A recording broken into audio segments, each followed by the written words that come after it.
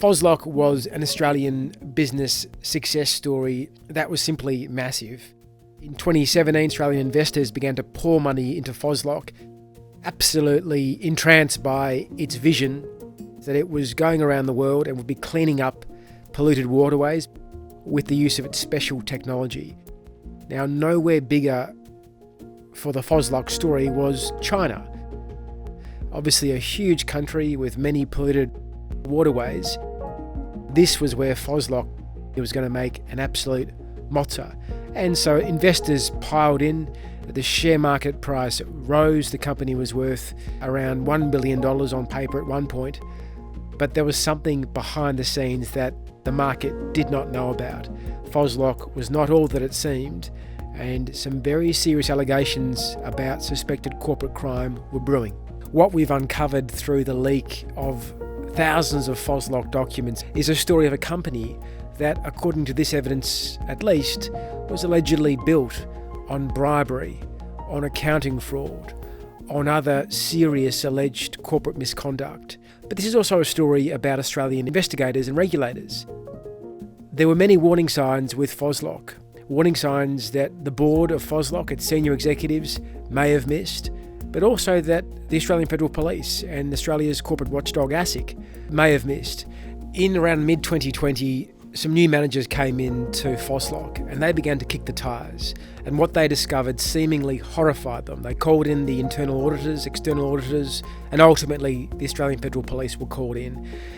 And some months later, there was this extraordinary press conference where the company tells the market and its shareholders, we've found some extraordinary allegations of crime, and not only is the company in real trouble, but the authorities are now investigating. In fact, we're going to open the books to the authorities. So bad is what we've found in terms of alleged wrongdoing.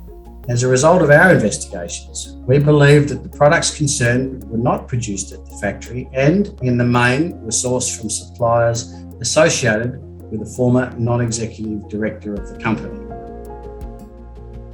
We have also identified instances of payments being made to Chinese government officials that did not appear to be legitimately required.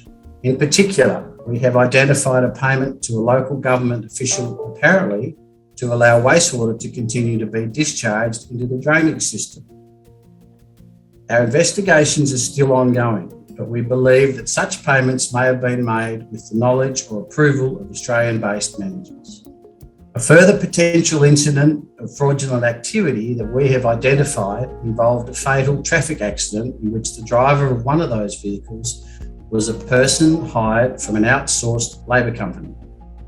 Investigations have revealed that this person was unlicensed and the vehicle he was driving was unregistered. Company management at the time deemed that PET had liability for the accident and authorised the payment of approximately 287,000 Australian dollars as compensation through various third parties. However, the ultimate beneficiaries of these payments remain unclear. But what we found as journalists is the alleged wrongdoing goes even further than what was publicly disclosed. The company's internal files speak to a culture and a climate where it was really, at least with the company's China arm, really a case of anything goes to win work.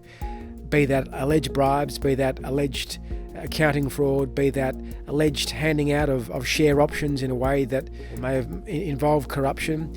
The company was seemingly doing whatever it could to win business in China to keep its share price on the up, but ultimately in a way that posed a huge risk to the company that someday the authorities, the regulators would come knocking, and someday this amazing Aussie success story would all start to come unstuck.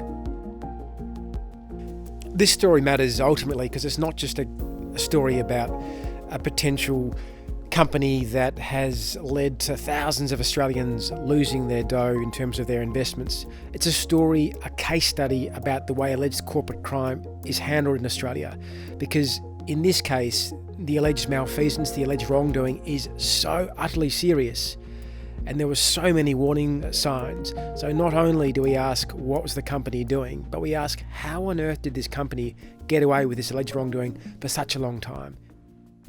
if companies that allegedly do the wrong thing can simply get away with it, then ultimately it raises real questions about the way business is regulated, the way our economy is regulated and wrongdoing in our economy, and ultimately how Australia deals with serious wrongdoing in the corporate sector.